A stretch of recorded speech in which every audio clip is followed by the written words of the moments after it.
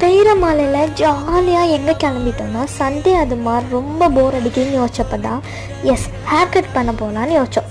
So அதுக்காக நான் வந்தது தான் ஸ்டூடியோ 11. ஸோ உள்ளே போகிறதுக்கு முன்னாடியே பக்கத்து வீட்டில் இருக்க இவனை மீட் பண்ணியாச்சு. ஸோ அதுக்கப்புறம் உள்ளே போனால் பயங்கரமாக ஆம்பியன்ஸ் எல்லாம் செம்மையாக செட் பண்ணி வச்சுருக்காங்க.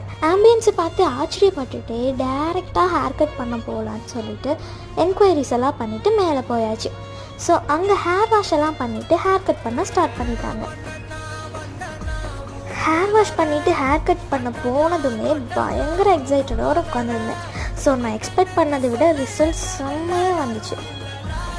நம்ம சும்மாவே ஆடுவோம், இதில் ஹேர் கட் பண்ணால் சொல்லவா வேணும்.